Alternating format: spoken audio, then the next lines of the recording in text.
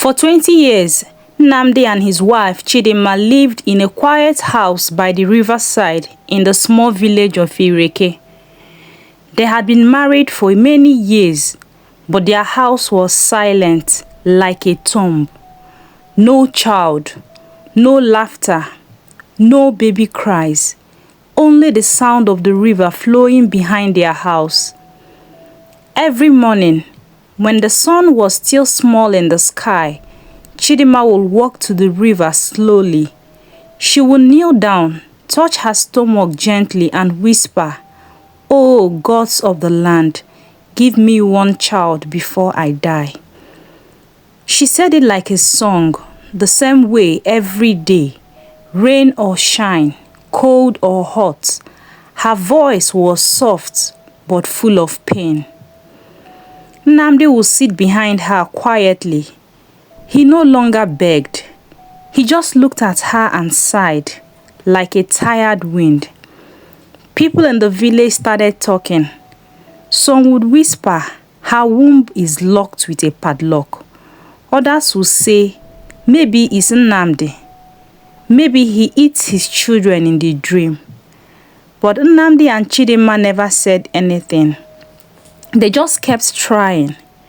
They went from one hospital to another. Doctors checked everything and shook their heads. Medically, nothing was wrong. They always said. Then they started visiting prayer houses. Prophets would pour oil on Chidimma's belly, press her forehead and shout, "Fire! Receive your baby now." Until Chidimma fainted and fell on the floor like a dry coconut leaf. But nothing happened, only headaches and fainting. Next, they went to a native doctor. The man's beard was long like a mop, and his voice sounded like thunder. He gave them bitter herbs, and he said, "This one opened a womb that was drier than breadfruit. Drink it." Chidimma drank. Nnamdi drank. Their mouths twisted like bitter leaves. They believed him. But after 1 month, Chidimma's stomach was still flat. Still no child. Then they were told to bathe at midnight in the river. They carried calabashes, chanted strange words, and even walked backwards. The moon just looked at them and said nothing. People told them to sow a seed. Nnamdi sold his only motorcycle, the one he used to carry firewood to the market. "God will see our sacrifice," he told his wife. Chidimma went on dry fasting, no food, no water for 14 days. Her lips cracked, her hands shook, but she kept saying, "Maybe God wants more pain." Year after year, the pain grew like grass in the rainy season. One day, in their 15th year of marriage, they met a man of God. His rope was long, and he looked at Chidimma and said, "The only way you can carry a baby is if you will sleep with me." It is a spiritual covenant. Chidimma's eyes opened wide.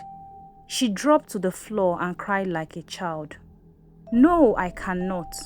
I will not." That night, she held Nnamdi and wept. They didn't speak. They just sat by the river, listening to the frogs sing. From that day, they stopped visiting people. By the next morning, they decided, and they packed their things and moved far away, far from people, far from noise. They built a small house beside the river. No more hospitals, no more prophets, no more shouting. Just silence and waiting. That's where they stayed, quiet, just the two of them. No visitor, only hope and the sound of water flowing like time. In the village of Ireke, there was a girl named Ifeoma. Her skin was bright like the morning sun, her hair long like palm branches. When Ifeoma walked through the village, Even goats stopped to look. Boys followed her with their eyes. Men whispered to themselves. Her friends always said, Ifeoma, you too fine. If I had your face, I would marry the governor. Even strangers in the market would say, this one is not a village girl. She looks like city money. Her parents loved her. Her mother cooked for her, and her father bought everything she needed. But Ifeoma didn't feel it. Sometimes they would tell her, Ifeoma, sweep the compound. Ifeoma, go and fetch water. Ifeoma, wash the plates. She would hiss and say, am I a house girl? Why are they treating me like a slave? She wanted freedom. She wanted to dress how she liked, do what she wanted, go where she wished. But at home, there were rules. One evening, her parents sat talking.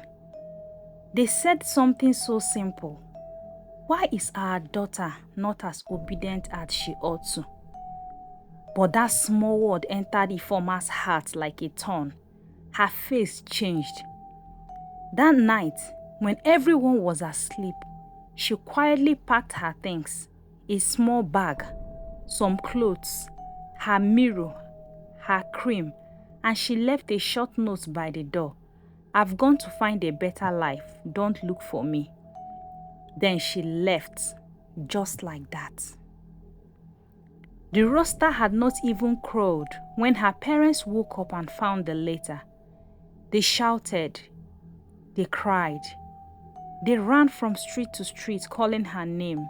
Ifeoma, Ifeoma, come back. But it was too late. She was gone, like smoke in the wind. Ifeoma followed the road until her feet ached, but she didn't stop. At last, she reached a new town. She didn't know anybody there, but that didn't matter. Her face did the talking. Her beauty was loud, loud like a drum. Her shape made people turn twice. Her walk was like music. When she smiled, men's eyes followed her like flies chasing honey. Women whispered, who is this one? But they couldn't stop looking. She found a place to stay, a small room but clean. She bought new clothes, short skirts that danced with the wind, tight gowns that showed her shape. She painted her lips, she did her hair. She wore expensive perfumes that filled the air like flower scent. And best of all, nobody told her what to do. No one said sweep here. No one said cover your body. She slept when she wanted, woke when she liked, laughed every day. She made new friends, girls like her who loved enjoyment. They painted their nails, danced to loud music, and took pictures by the roadside. Now I'm free, Ifeoma said one evening, looking at her reflection in a car window. But one day, as she passed by a big house, a man in white clothes and gold chains saw her. His eyes followed her like a hawk. His name was Chief Okoro. And that was the day everything began to change. Chief Okoro was not just rich, he was heavy with money. His houses stood like palaces. His cars lined the compound like goats at feeding time. He had 4 wives already and 7 daughters, but no son. And that lack of a son was a thorn in his flesh. No heir, no one to carry his name. Every time he sat in his chair, he would sigh. What is all this wealth if I don't have a son? Who would take over when I'm gone? The other wives tried. They fasted, they prayed, they begged prophets, but still only girls came. So one day, Chief Okoro saw Ifeoma walking past a big store. Her waist moved like rope in the wind. Her skin glowed like yam peeled in water. His heart jumped. Who is that girl? He asked his driver. I don't know, sir. the man replied. Find out, Chief Okoro ordered. It didn't take long. Just 2 weeks later, Ifeoma walked into his compound in a red cloth, her face shining with makeup and pride. Fine girl, Chief Okoro smiled. Big man, Ifeoma laughed. He bought her gold. He gave her money. He treated her like the only woman in the world. I want you as my wife, he said. Ifeoma's eyes opened wide. Wife? Like real wife? Yes, he said. The one who will give me what others couldn't. Ifeoma smiled sweetly and leaned close to his ear. I will give you a son. The next morning, the court's wedding was done. And during the reception, there was light music, dancing, and few people came with gifts. The compound was full. When she entered his house, the other wives looked at her and kept quiet. They saw how the chief treated her. They saw how he laughed with only her. Even the servants changed her bed sheets every day. Her room smelled of rose water and respect. Chief Okoro touched her stomach every morning. My queen, he would say, my son is coming. And just like that, Ifeoma became number one. One early morning, before the birds began to sing, Ifeoma woke up and ran to the toilet. She vomited 3 times. Her legs were shaking. Her heart was dancing. She held her stomach and smiled. It has happened. The maids ran to call Chief Okoro. Sir, Madam is not feeling well. He jumped out of the bed like a boy. What is wrong with her? What does she need? But when the doctor came and checked her, he smiled and said, Congratulations, sir. She's carrying a baby. Chief Okoro shouted, Ha! My son is coming. He clapped his hands and danced in the compound. Call the drummers, call the cooks. Let this house know joy today. From that day, the compound changed. Ifeoma no longer walked. She was carried.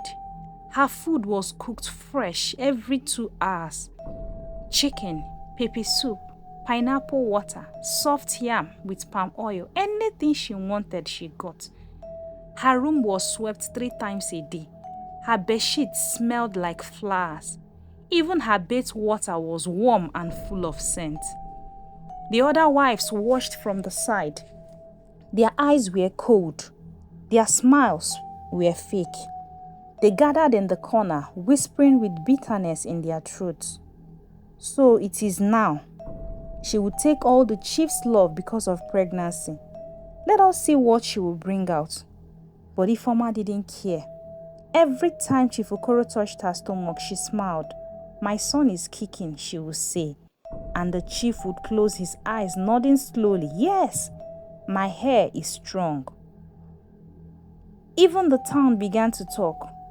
Ifeoma had done what others could not. She was blessed. She was the chosen one.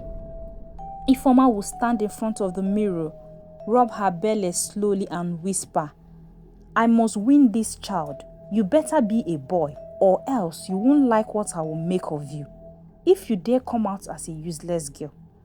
She believed it with all her heart because in her mind, she was not carrying just a baby. She was carrying a throne.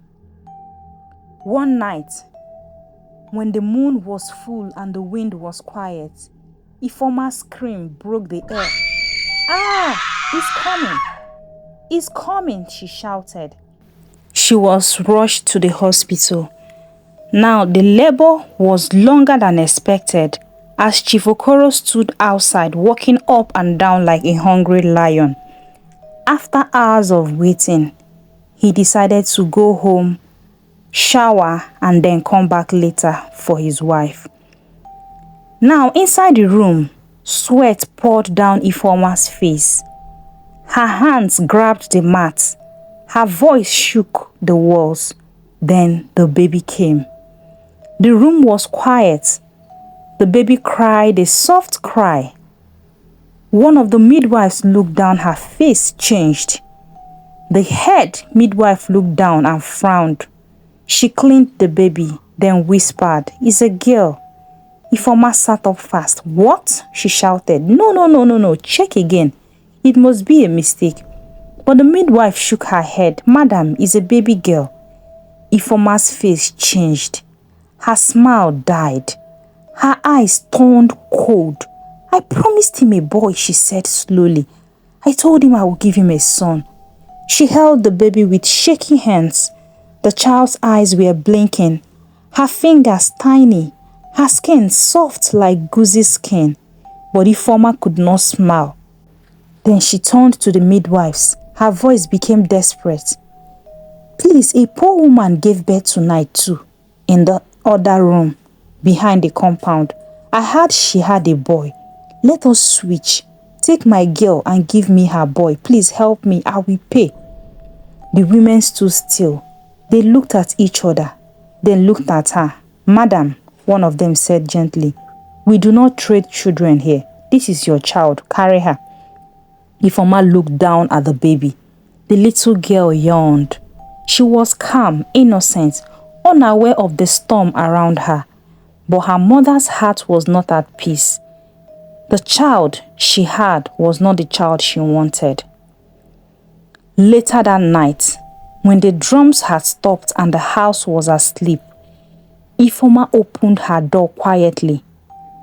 The baby was wrapped in soft clothes. Her eyes were closed, but she was breathing small. Sweet breaths like morning wind. Ifeoma didn't carry the baby like a mother. She held her like a secret. The compound was quiet. Even the dogs didn't bark. Only the sound of frogs in the bush and the soft crying of the baby. The river behind the house was wide and dark. It moved slowly like it was thinking. Ifeoma stood at the edge. Her feet touched the cold mud. The baby started crying. Not loud, just soft whimpers, like she knew something was wrong. Ifeoma looked at the child. Her face was smooth. Her mouth opened and closed, searching for milk. Then Ifeoma said, "I cannot raise a girl. A girl is useless to me at this moment. She brings nothing but shame. I promised a boy, a prince, and not this." She raised her hands, and just like that, splash! She threw the baby. The baby hit the water. The river opened its arm. It didn't shout, it didn't fight. It just carried the child away. The clothes floated for a moment, then it disappeared into the black water. Ifeoma wiped her hands on her wrapper. Her face showed nothing. No tears, no fear, just cold silence. She walked back slowly, like someone returning from the market, but her mind was not quiet. What will I say? What if he checks the body? What if they ask questions? She wiped her tears, straightened her wrapper, and bit her lips until they turned red again. She stopped near the kitchen door in the house and picked a torn piece of cloth. She dipped it in water, rubbed it on her chest, and smudged a little on her thighs. Then she entered the room. Chief Okoro was sitting up. His eyes were swollen with sleep, but full of hope. "My queen, is it a boy?" he asked, his voice shaking like an old drum. Ifeoma paused. She touched her belly like it is still carrying something. Then she gave a small broken cry. She covered her face with her palms and sat on the edge of the bed. "It was a boy," she whispered, her voice cracked. She sniffed, letting one single tear fall. Chief Okoro's heart jumped. "A boy? Then where is he? What happened?" Ifeoma turned her head away. She shook gently like dry plantain in a mountain wind. He died," she said, just as he came out. "He didn't even cry long. He just went silent." She covered her face again and wept loudly. Now fake tears, but loud enough to sound real. Chief Okoro's mouth opened wide. He held his chest, then her hand. He didn't question, he didn't check. He believed. His voice was low and broken. The gods give it, and the gods take it. He pulled her into his arms and whispered, "We will try again. You gave me hope once. You will do it again, my queen." Ifeoma closed her eyes, resting her head on his chest. But in her heart, there was no peace, because deep down she knew she had not buried a son. She had buried her shame. But the gods had seen everything, and the river was not sleeping. The river moved slowly that night, calm, quiet, like it was carrying a secret inside. The water held the baby gently like a mother carrying a sleeping child on her back. She passed tall trees, silent farms, sleeping houses. The stars watched her. The wind followed her. The river kept whispering, "Go, go, go." Then just before the rooster crowed, the river reached Ireke village. Nnamdi and Chidimma were outside their small house. They couldn't sleep. The night was too quiet. Then, wah, wah, they froze. "Did you hear that?" Nnamdi asked. Chidimma stood up fast. "That's a baby." They ran towards the river barefoot, hearts beating like drums. There, near the edge, caught between two sticks, was the baby, cold, wet, crying. Chidimma carried the baby. Oh, a baby! She held her close to her chest. The baby stopped crying. She blinked slowly, like she knew she was safe. Tears rolled down Chidimma's face. "God has answered me.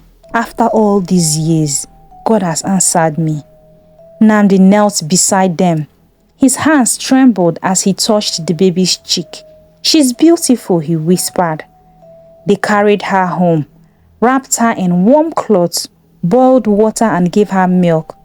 As the sun began to rise, Chidimma looked at Nnamdi and said, "We will call her Osinachi, the child we waited for." And from that day, Osinachi became their daughter. The river had taken her once, but now she belonged to love. Years passed like water flowing gently in a calm stream. Osinachi grew fast, tall, smart, and full of light. Her laughter was like music, her smile soft like morning dew on fresh grass. Chidimma and Nnamdi raised her with love, real love, the kind that wraps around you like a warm wrapper on a cold night. She fetched water, she swept the compound, she helped in the kitchen, she never complained. "Thank you, Mama," she always said. "Yes, Papa," she always answered. She prayed every morning before the sun came out. She would kneel by the firewood and whisper, "God, use me to help people." The villagers loved her. At the health center, she helped the nurses. She cleaned wounds, gave food, sang to crying children. Sick people smiled when she touched them. They called her Osinachi, the one with mercy in her hands. Even the crops around their house grew better than others. Maybe it was her spirit, the farmers would say. She brings peace wherever she goes. Children followed her like chicks following a mother hen. Old women blessed her on the road. Boys admired her, but kept their distance. Her presence was like the light, beautiful but sacred.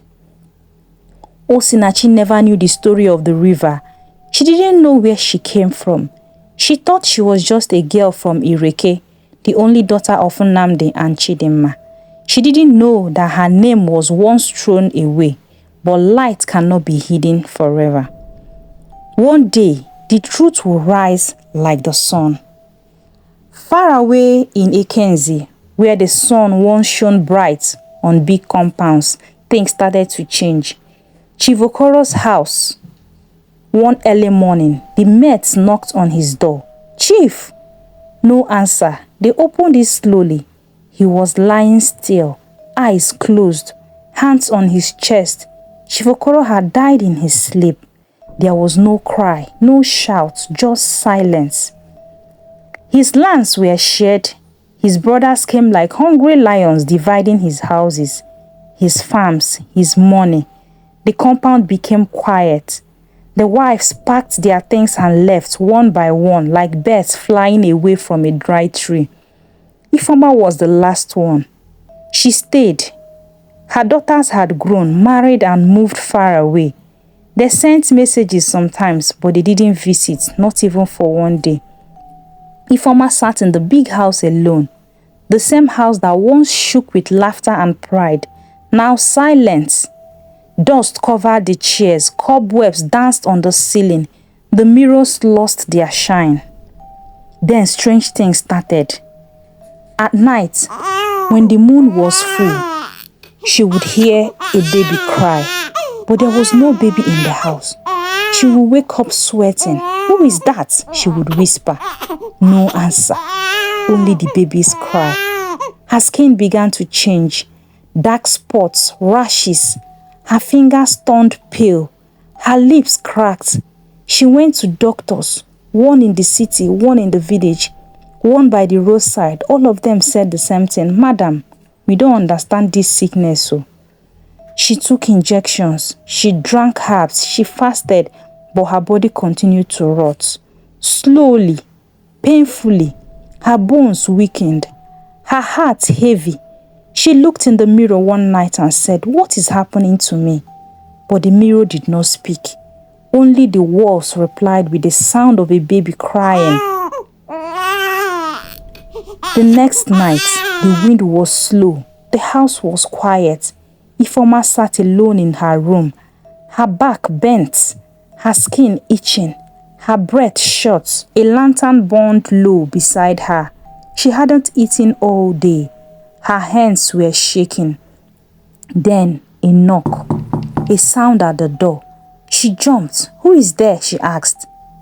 It was all a dream. She opened the door slowly in that dream. There stood a woman. Her wrapper was white, her eyes sharp like a blade. Her feet had no dust, even though the road was dry. She looked like someone who came from nowhere. The woman spoke to her. Her voice was loud, but it filled the air. "You are dying." Ifeoma's knees became soft. "What? Who are you? What do you mean?" she asked. The woman stepped forward. "The river remembers what you threw away. It is still alive, and she is the only one who can save you." Ifeoma's mouth opened, but words refused to come. The woman continued, "You have until the next new moon. If she doesn't bless you, you will die." Then just like that, she turned and walked away into the dark, and Ifeoma woke up. "Wait," she shouted, "please, please wait." But there was nothing, no footsteps, no sound, no shadow, only the night, only the silence. She kept hearing, "Find her before it is too late." The next morning, before the rooster crowed, Ifeoma tied her head with an old scarf, picked a small bag and stepped out of the house. Inside the bag was the only thing she kept from that night, the small bracelet the baby wore on her ankle, the one tied with red thread and tiny cowries. Her face was tired, her skin was dry, her body was weak, but her heart was racing. "I must find her," she whispered. She started walking. 1 town, 2 towns, 3, 4, 5. She knocked on doors. "Please, do you know a girl who came from the river?" Some chased her away like a mad woman. One man even threw water on her, shouting, "Go away, witch!" Strangers gave her water. Some gave her bread, but her body was no longer strong. Her feet were swollen. Her eyes turned red like hot charcoal. Her breath became short. She walked through the rain, but she kept going. She walked through the sun. She walked through bush paths and dry roads. Her slippers tore. Her voice cracked. Every night she counted the days with stones. 1, 2, 3, 4. Then, with 6 days left to the new moon, she arrived in her village, Ireke. As she entered, the breeze touched her skin. The river nearby hummed softly like it was waiting. She looked around slowly and whispered with trembling lips, "This place feels familiar." But the river said nothing. It only flowed, watching and waiting. That afternoon, the village was full of noise and joy. The village square was alive, drums beating, people dancing, children running in circles. Banners flew in the air. People clapped and shouted, "Osinachi, Osinachi." She has been accepted to study medicine in Lagos. The whole town was proud. The girl they all loved, the girl of light. She stood in the middle smiling, her hair packed in neat braids, her white gown shining like morning. Her anklet moved as she danced. The small charm bracelet tied long ago with red thread and cowrie shells jingling softly. Ifeoma had just entered the square, her body dusty, her wrapper torn, her lips dry like cracked egg. She looked up and her eyes saw the bracelet. Her mouth opened wide. Her legs shook. Her chest beat like a drum in the rain. No, it cannot be. It cannot. Then her knees gave way. She fell down hard. Her hands hit the ground. Her head bowed, but she didn't stop. She began to crawl. People turned and stared. Who is this woman? Where did she come from? Is she mad? But Ifeoma didn't care. She pointed at Osinachi, her voice trembling like wind in old leaves. "My child, my daughter, please, I am dying." Osinachi stopped dancing. She turned slowly. Her smile faded. Her eyes met the woman on the ground, and for the first time, her heart felt something she could not name. The music stopped. The drums went silent. All eyes were on the woman crawling on the ground. Ifeoma, her wrapper soaked with dust, her face full of tears, her hands shaking as she reached towards Osinachi. Osinachi stood still, her eyes wide, her heart beating like thunder. Then Osinachi began to speak, her voice soft but strong. Ifeoma explained everything, and Osinachi said, "You tried to end me," she said. Ifeoma raised her head. Her mouth trembled, her face covered in dust and tears. "I am so sorry. Thank God for preserving you." The villagers watched frozen. No one spoke. No one moved. Ifeoma cried louder like a baby. "Please, just bless me. I don't want to die yet." Osinachi bent down slowly. She placed her hand on Ifeoma's head, her fingers gentle, her eyes full. "I forgive you," she said, her voice breaking like cracked grass. "Let heaven hear it. Let the earth witness it." Then she stood up. She looked at the river in the distance and whispered, "But your peace is not from me alone. Go and ask the river for forgiveness." And as Ifeoma knelt down there, her shoulders stopped shaking. Her breathing slowed. Her skin, once pale and dying, began to warm. She looked up at Osinachi with tears of peace, but Osinachi turned around and walked away. She had given her blessings, but not her heart. She did not smile.